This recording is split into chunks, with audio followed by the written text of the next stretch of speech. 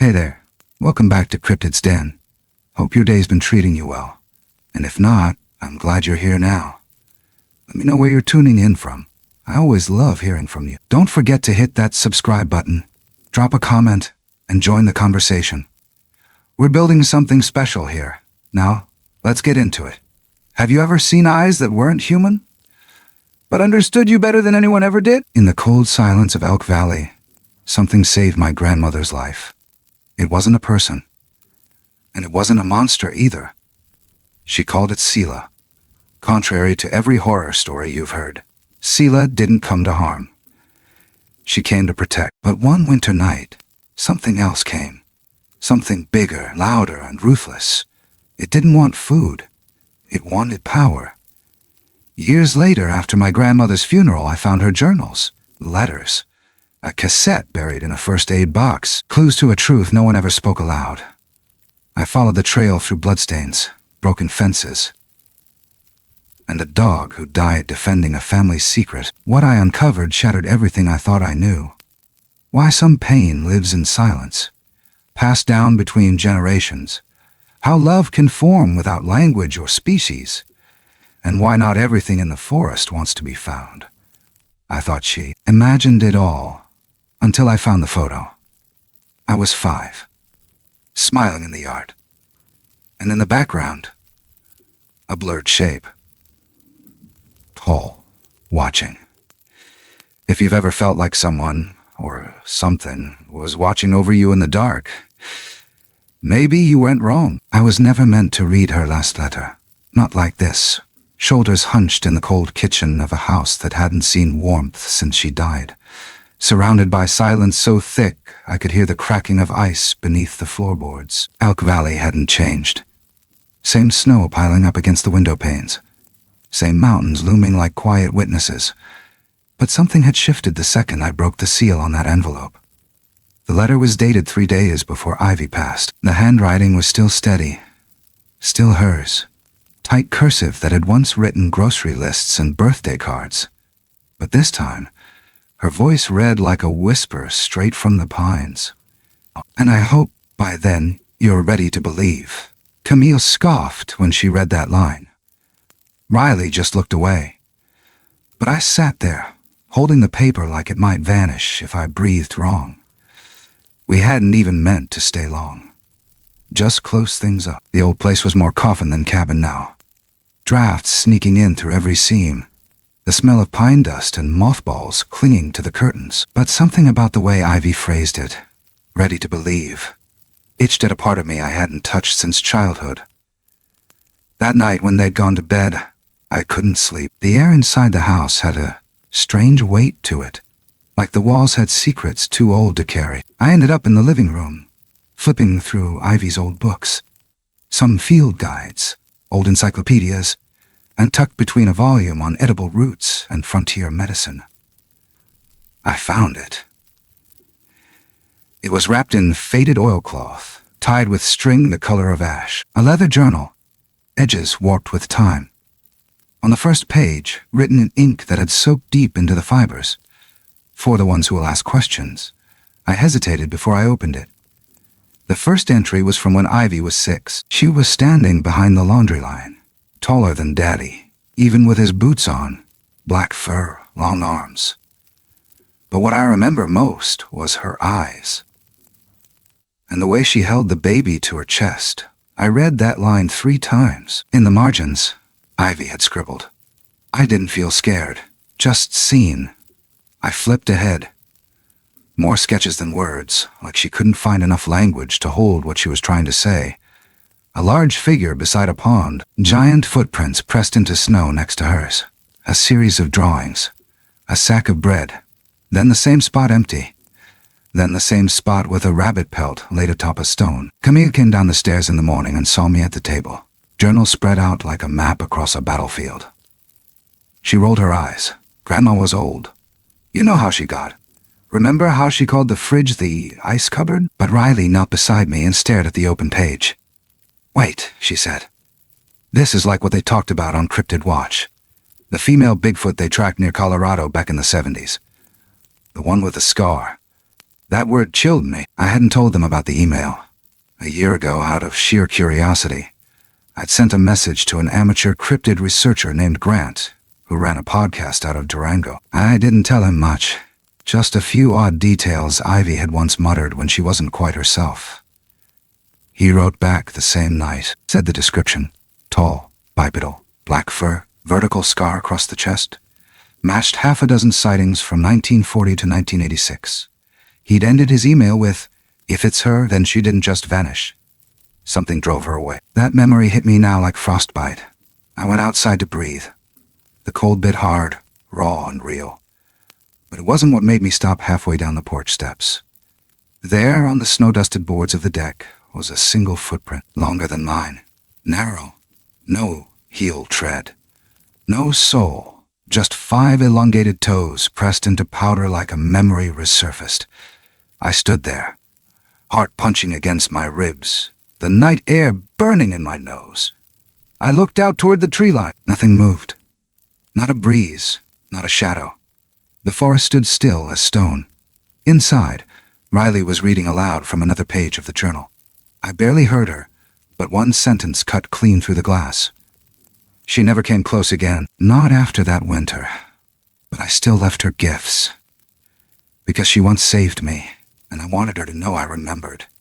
I stepped back inside, knees shaking. Camille was laughing about something, trying to brush off the journal like it was some fairy tale Ivy made up to feel less alone. But I knew better. I'd seen the look in Ivy's eyes when she spoke about the woods. Reverent, wary, like the trees remembered things we had forgotten. There was one more folded slip tucked between the pages near the back. Unlabeled, written in fresh ink. If you're reading this, she might still be out there. But she won't be alone. Not anymore. That was the moment something inside me shifted, like a branch underfoot in the dark giving way. We thought we came back here to say goodbye, but something was waiting for us. And it remembered Ivy Jensen. Maybe it remembered me too. The second entry in Ivy's journal wasn't dated, but the ink was faded and the handwriting looser, like her hand had grown smaller inside her own skin. She must have been around 10 or 11. The words danced in uneven lines, smudged at the corners like she'd written them with cold fingers. She described lying by the edge of the pond, sun on her back, shirt bunched up, eyes closed, listening to the wind drift through the cattails. It was early spring, she said. Still too cold to swim, but warm enough to forget winter for an hour. She dozed off there, barefoot in the dirt. Then the dogs went crazy. The way she wrote it, the sound came all at once, like a door slamming in a church, followed by the unholy racket of snarling, growling, something thrashing through dry leaves. She opened her eyes just in time to see a gray blur crash through the brush. At first, she thought it was a wolf. Not just big, but off. Sloped wrong, wild-eyed, foaming at the mouth. It locked eyes with her, crouched low like it was about to lunge. She said she tried to scream, but couldn't. Her throat dried up, breath locked somewhere between ribs and terror. And then it happened. She stepped between us, Ivy wrote. Hair back to me, arms wide, fur bristling. Sila. Ivy didn't use that name yet, but there was no mistaking who she meant. She described her like a wall of shadow, taller than a man, broad at the shoulders, with long black hair matted down one side. There was a rip across her back, old and healed, and the long scar down her side that Ivy would later sketch in perfect detail. Sila didn't roar. She didn't posture. She just moved. One kick sent the wolf sailing into a thicket with a crack that echoed like a snapped tree. It landed wrong and tried to get up, yelping, staggering. But Sila didn't give it the chance. She was on it before it could escape. One hand around its throat, the other pressed flat against the earth for balance. When it stopped moving, she stood up. Ivy expected her to turn, to check on her. She didn't. She walked back into the trees, not once looking behind. That image lingered in Ivy's writing. How Sila didn't need gratitude, didn't wait for thanks. She just did what had to be done and vanished. I closed the book, listening to the wind creak the walls around me. It was snowing again. Camille was outside splitting wood. Riley sat cross-legged in front of the fireplace, staring into nothing. "I think Grandma really saw it," Riley said. "I mean, her descriptions. They're too specific." I nodded. She wasn't making it up, not this. Later that night, I flipped deeper into the journal. Ivy would have been 16. The entry started differently, more hesitant. I saw her again, near the wheat field. This time, it was Ivy who stepped forward. She'd spotted the figure crouched near the edge of the clearing, half hidden behind a dead pine.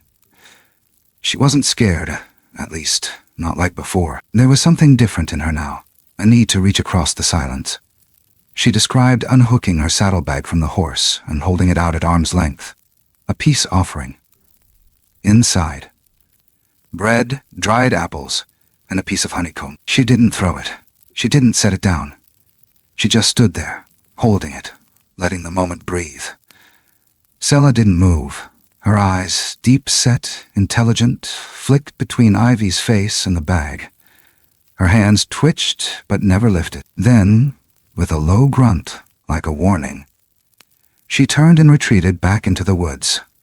Ivy placed the bag on a flat rock, backed away, and waited.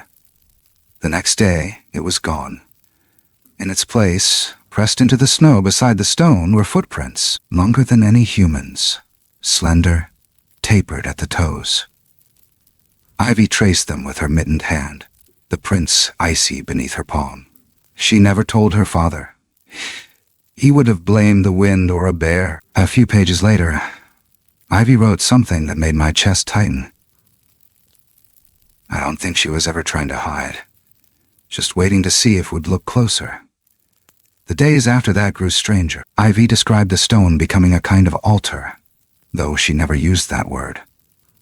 She started leaving small offerings during holidays, fresh rolls on Christmas Eve, jerky wrapped in cloth during the fall, peaches in summer, and Sila responded. Sometimes it was feathers, clean, symmetrical, still warm from the kill. Other times it was polished stones or clumps of moss wrapped in birch bark. Once it was a string of rabbit teeth threaded with sinew, left delicately in the center of the stone. Camille called it primitive. Riley said it was ritual. I didn't call it anything. I just knew Ivy never stopped. At the end of that entry, Ivy wrote one line that didn't sound like a girl anymore. She understands gratitude and grief. She just speaks them differently. I put the journal down and walked to the back window. The field was blanketed in snow, untouched, except for one crooked trail of indentations that led to the tree line and stopped.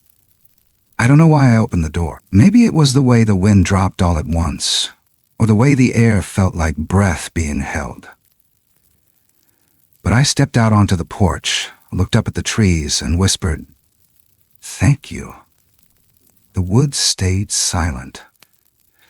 But somehow, I didn't feel alone. The entries started to get quieter around Ivy's 19th year, like her words were stepping more carefully, each page heavy with restraint. She had married by then, moved into the house just a few yards away from where she grew up, and was taking care of her mother along with the goats, the hens, and a stubborn old mule that only obeyed her. But she never stopped walking out to the stone.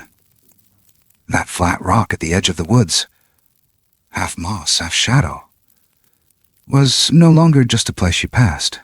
It had become something else, a kind of border, a kind of language. She never named Sila in the journal, not even once, not explicitly. Always her or the girl or she with the scar.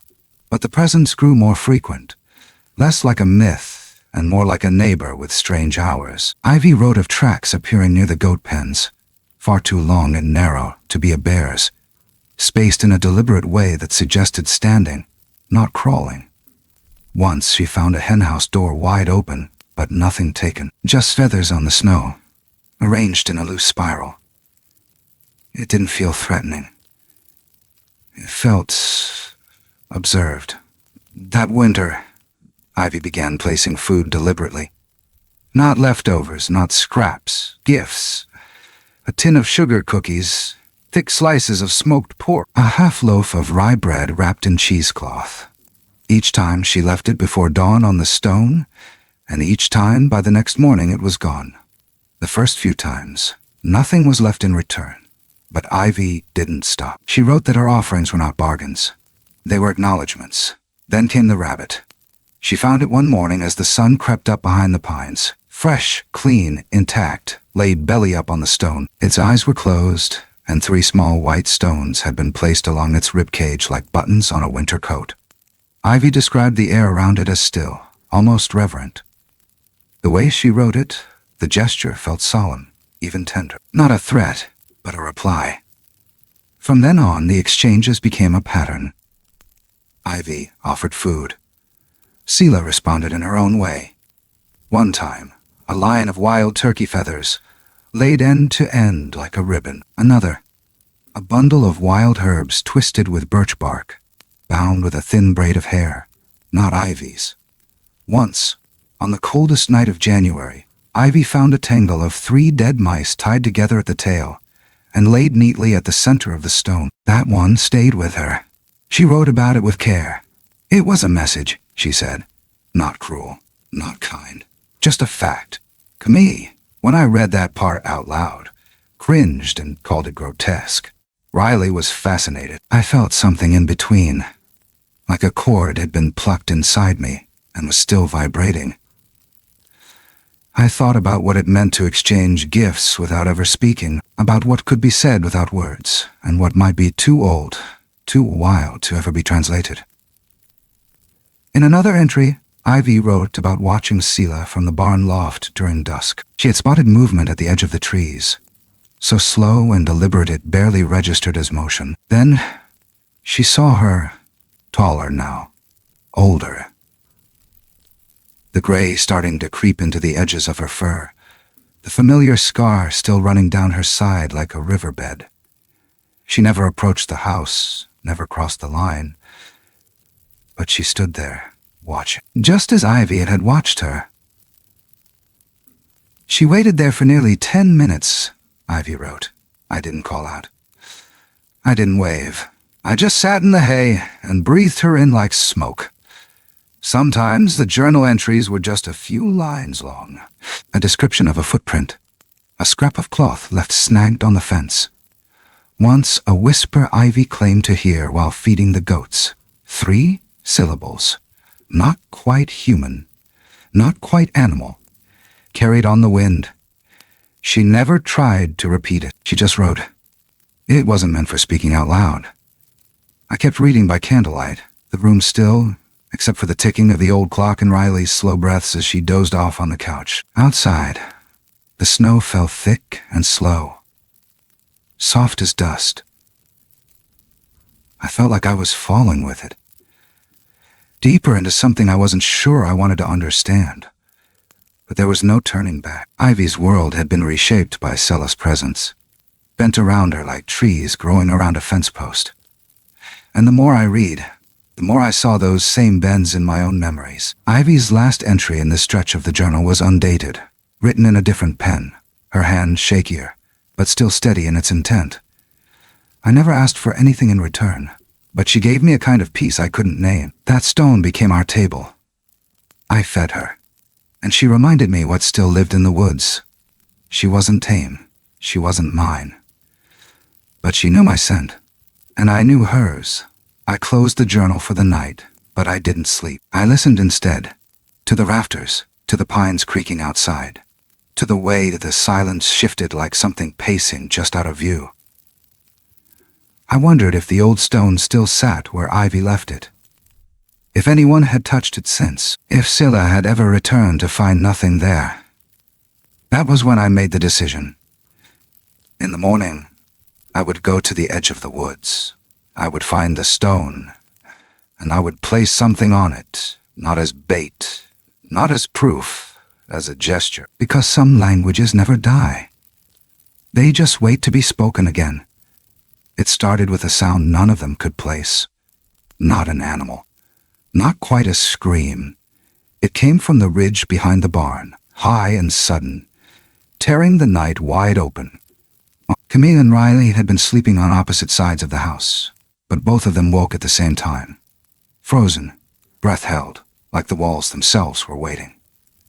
Ivy wrote that she was already awake when it happened, said she knew the moment before the noise arrived, because the wind went dead still, and even the goats stopped breathing. It wasn't a sound born from hunger or mating or fear. It was something else entirely. Grief, rage, maybe both. That winter had already been hard.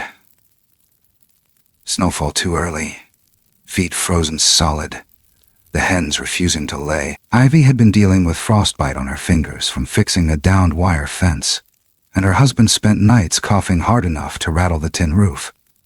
But they hadn't seen Sila in weeks. No tracks by the stone. No gifts left tucked beneath moss.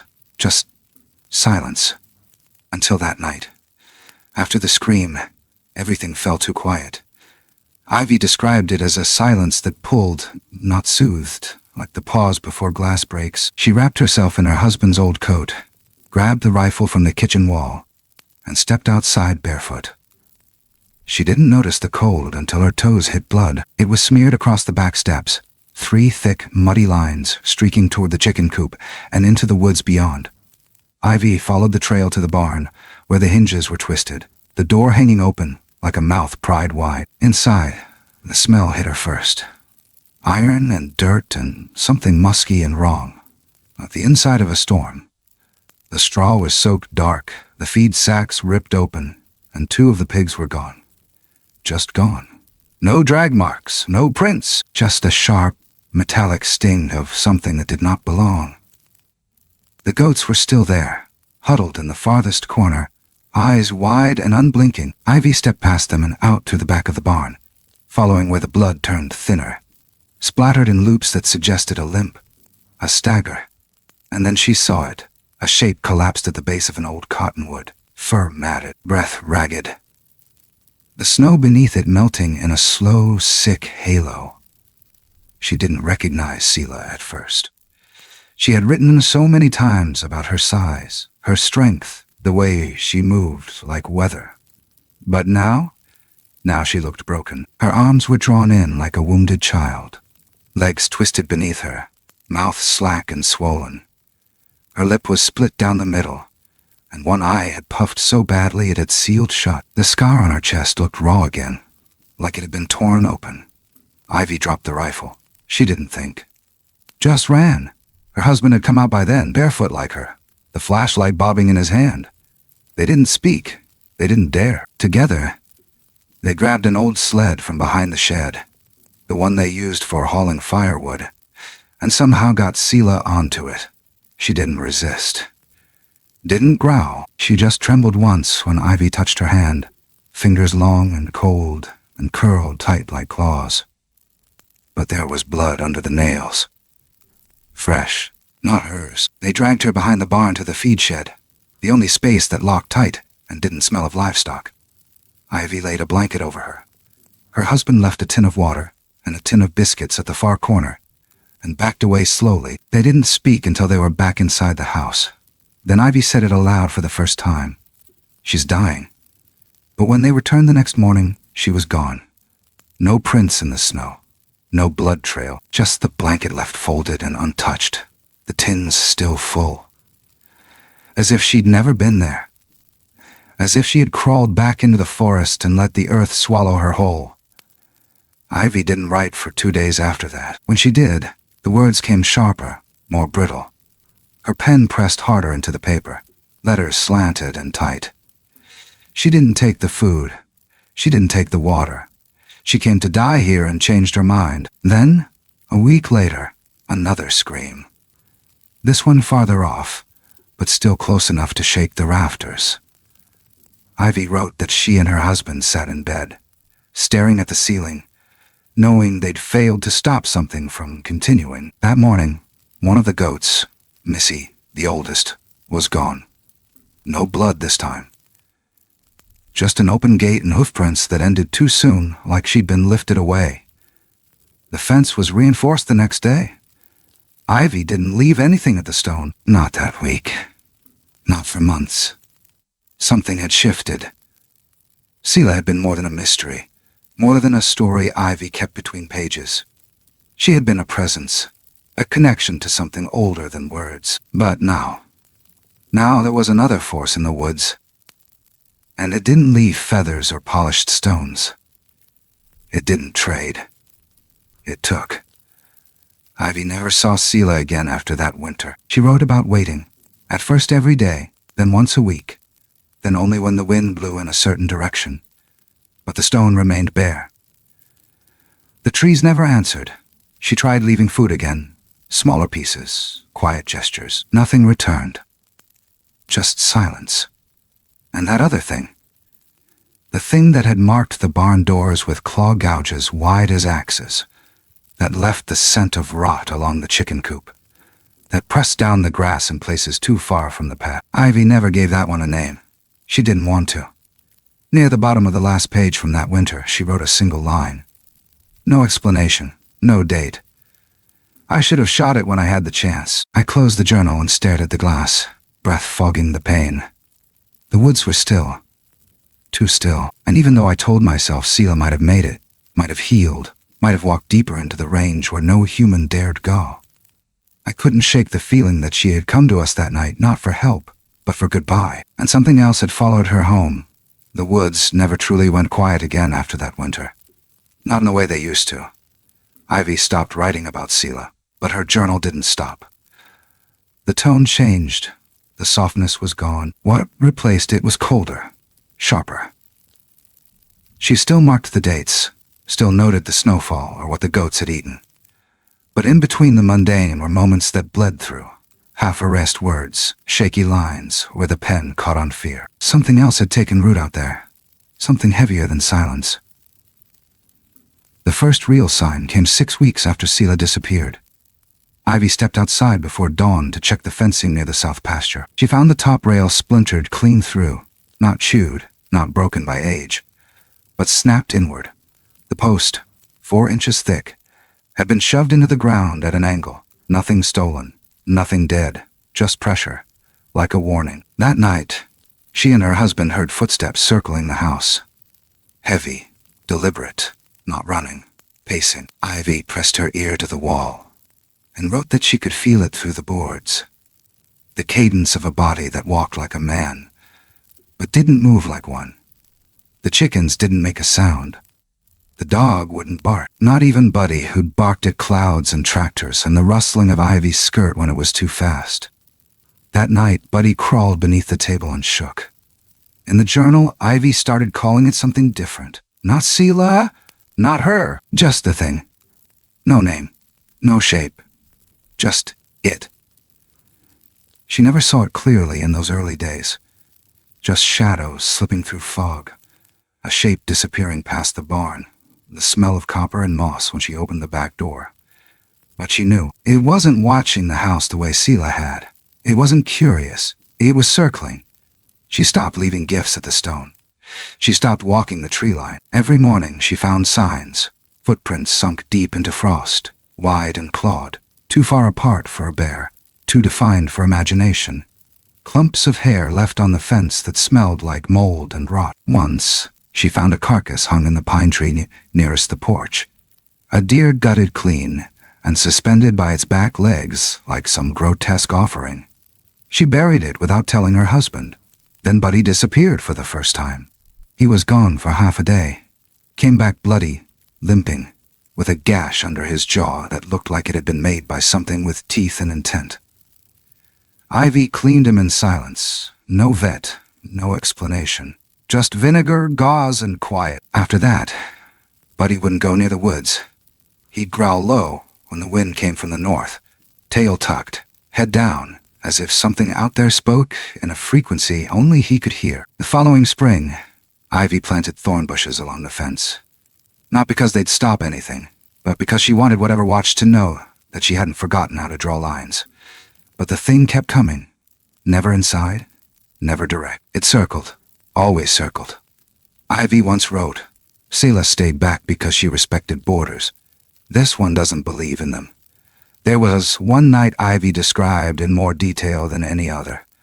February 1981. Snow thick enough to bury the steps. Moonlight bouncing off the drifts like spilled milk. Her husband was in bed, feverish.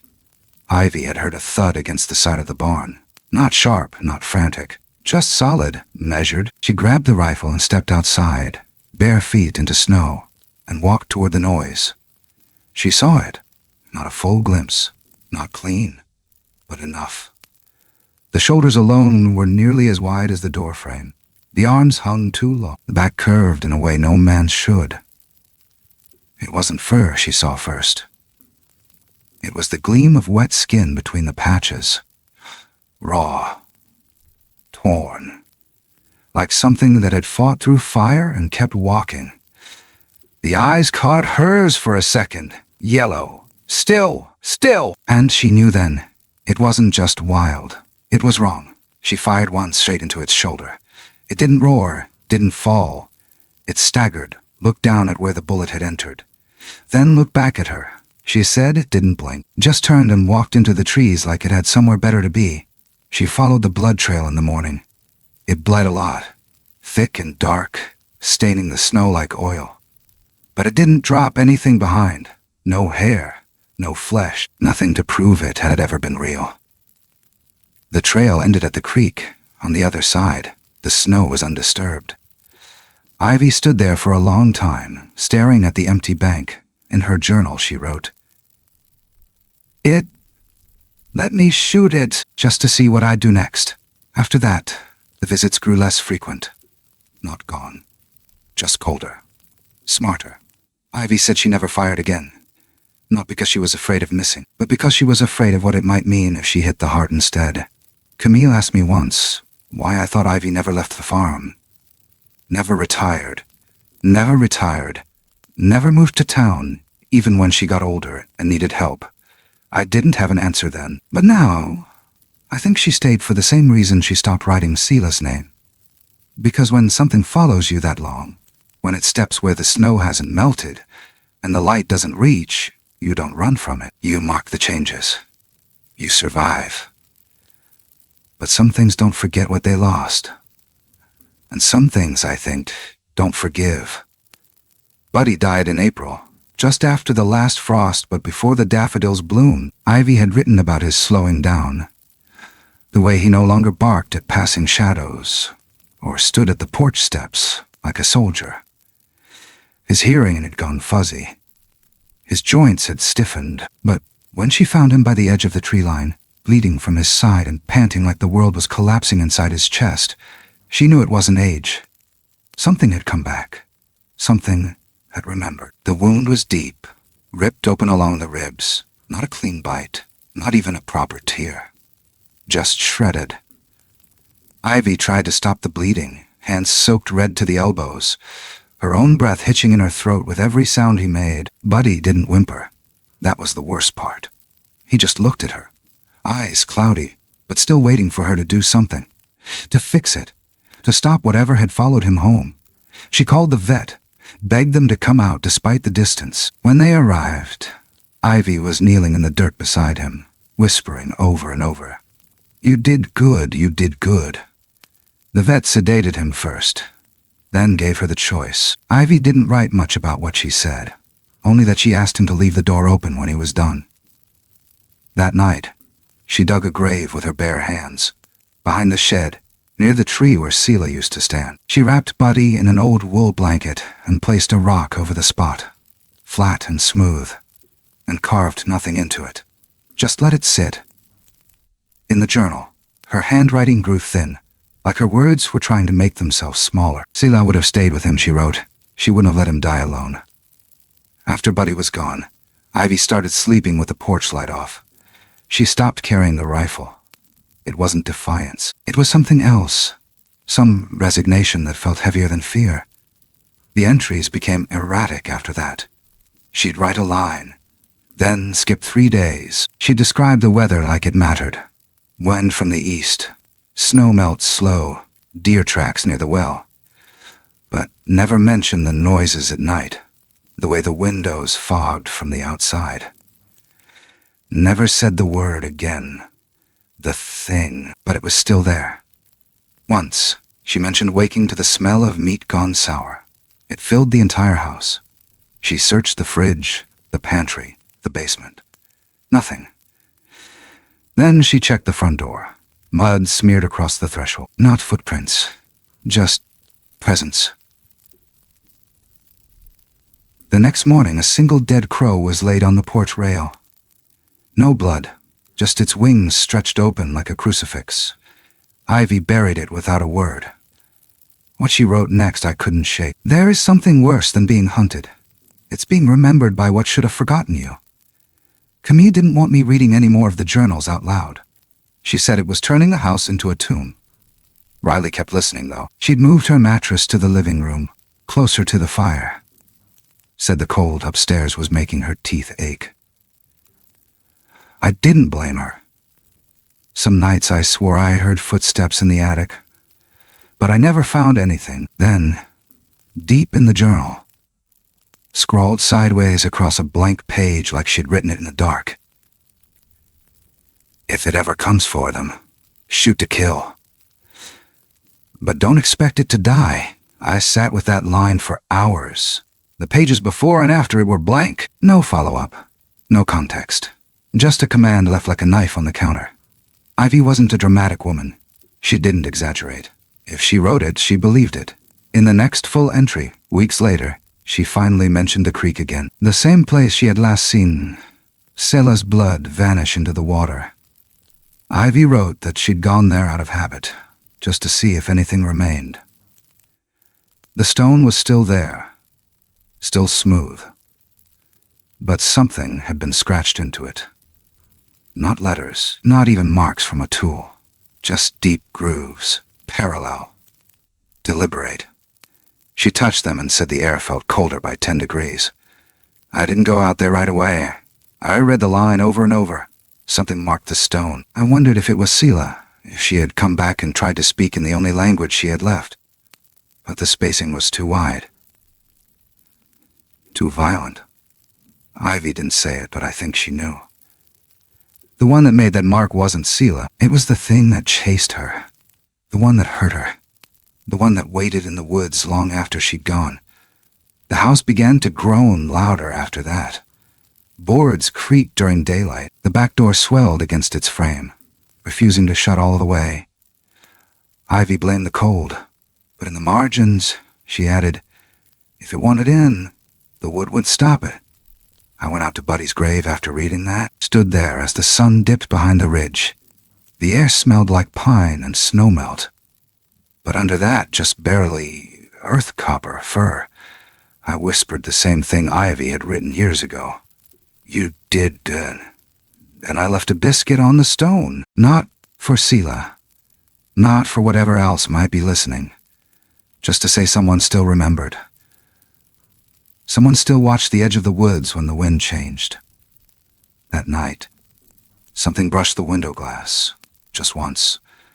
But I didn't get up. It was Camille's idea to burn the edge of the woods. Not all of it, just enough to scare whatever was still out there. She called it a fire line, but we all knew what it really was. A last warning, a line drawn not in ash or fence posts, but in flame. We spent the afternoon clearing dry brush, dragging branches into piles along the ridge. The air was sharp with sap and smoke even before the first match struck. Riley was quiet the entire time, and I didn't ask her why. We were all doing things now without words, like the silence itself had grown teeth. The fire spread quick and obedient, crackling up the hillside just far enough to leave black scars between us and the trees. For a moment, I thought it might actually work. The air smelled like old bonfires and pine needles, like a summer camp memory gone wrong. But the next morning, the footprints were back, pressed deep into the blackened soil on the other side.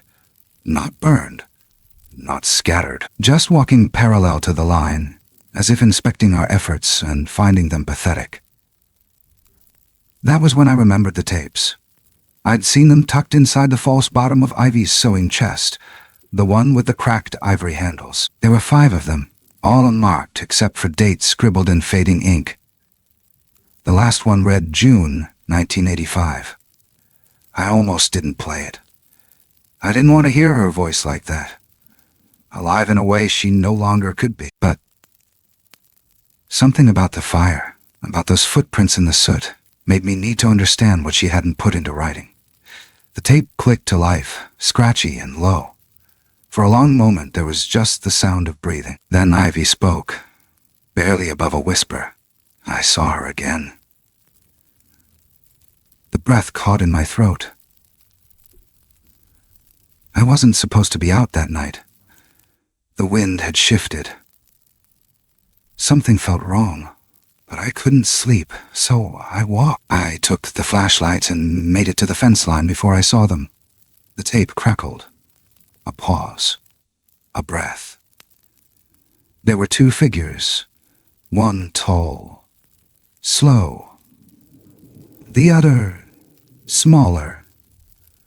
Limping, I could feel my heart beating faster, like it wanted to climb into my throat. She had come back. Sila. But she wasn't alone. Something was following her. Something bigger. I watched from the ridge. She turned to face it, tried to make it stop, but it didn't. There was silence on the tape. Static filled the space like fog. It grabbed her by the arm first. She didn't scream. She didn't fight. Not like she used to. It was like she'd already accepted it.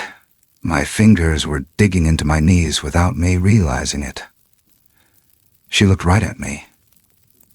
Through the trees. Like she knew I was there. And then he dragged her into the snow. I didn't go after her. The tape clicked again. Another cut. Her voice changed. I told myself I didn't move because I was afraid. But that's not true. I didn't move because I couldn't bear to see her die. I let her be taken, and I've never forgiven myself for. I stopped the tape. Outside, the sky had started turning the color of bruises, clouds heavy and low. The fire line was barely visible now, just a dark smear against the hillside.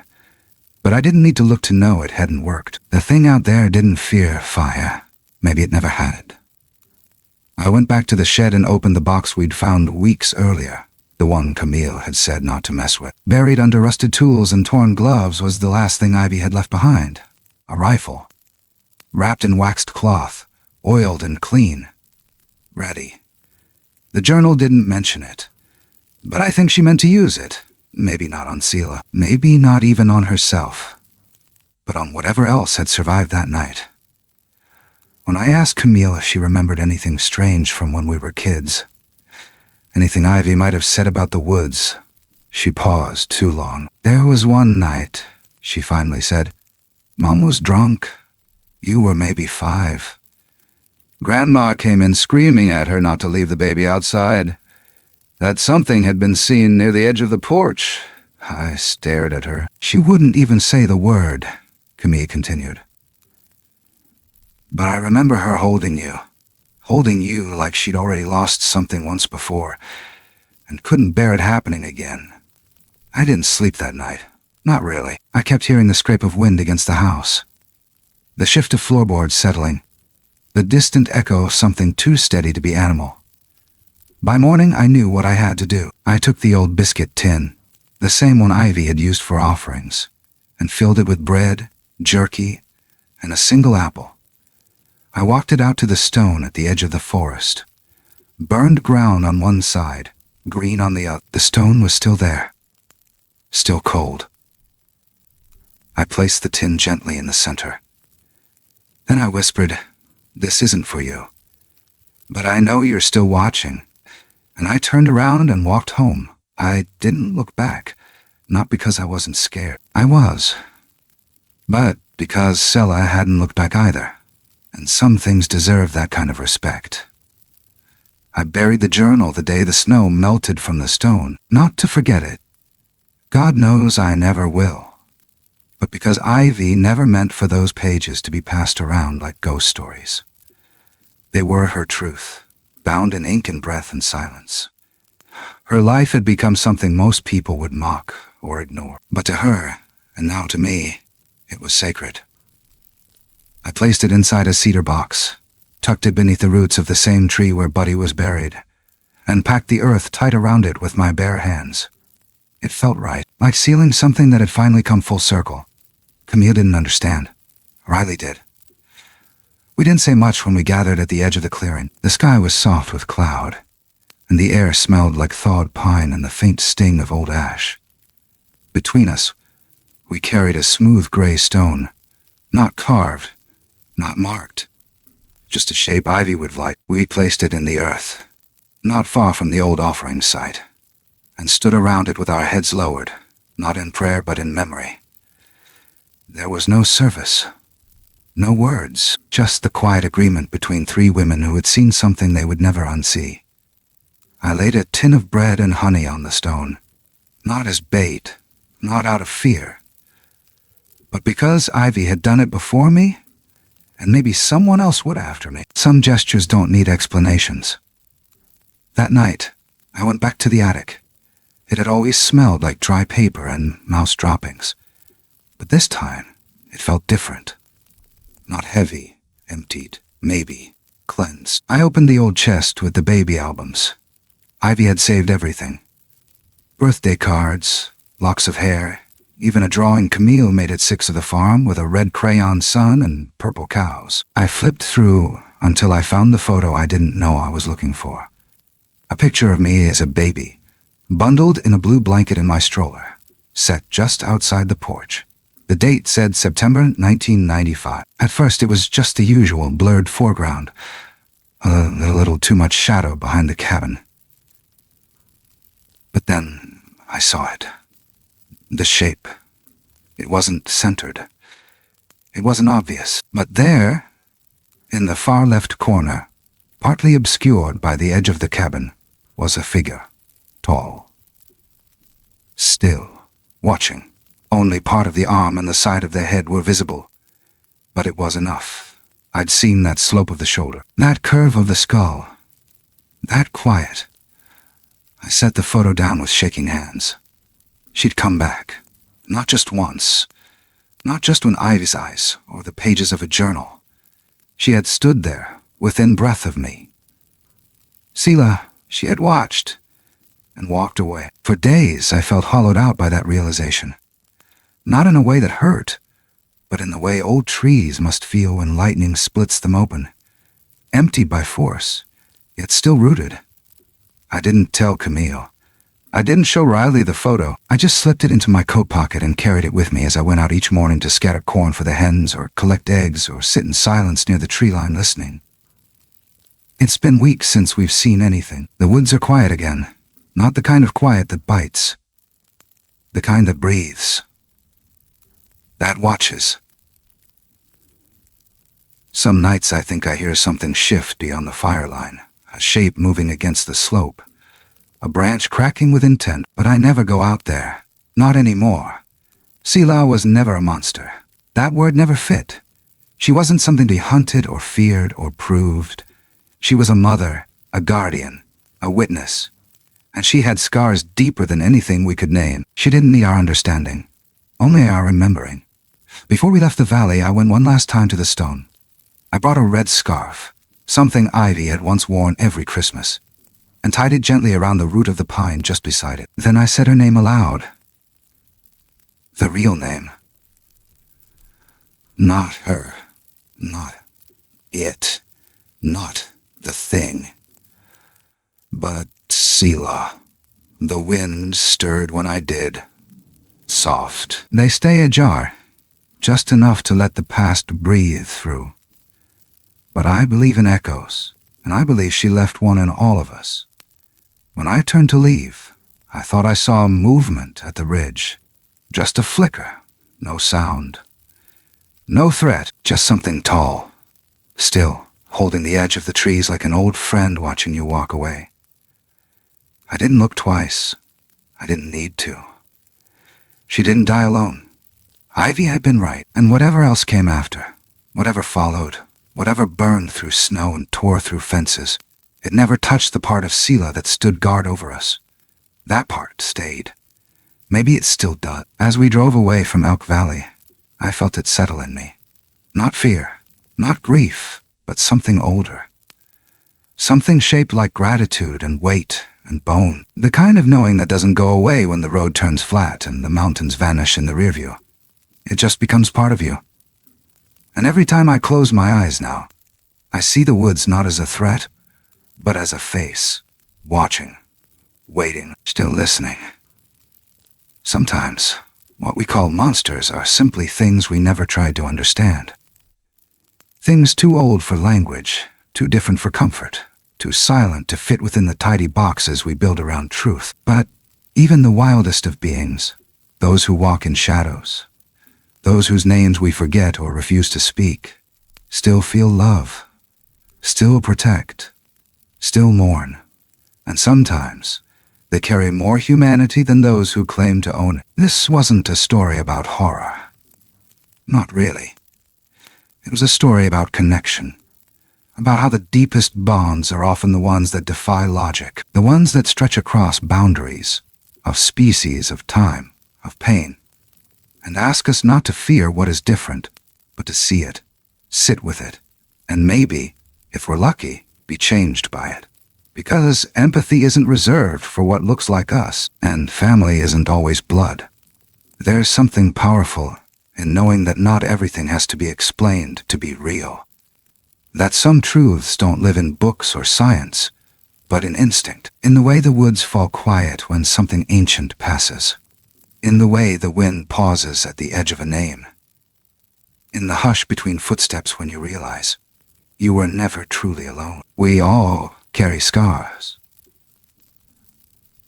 Some we can see, others we don't dare name.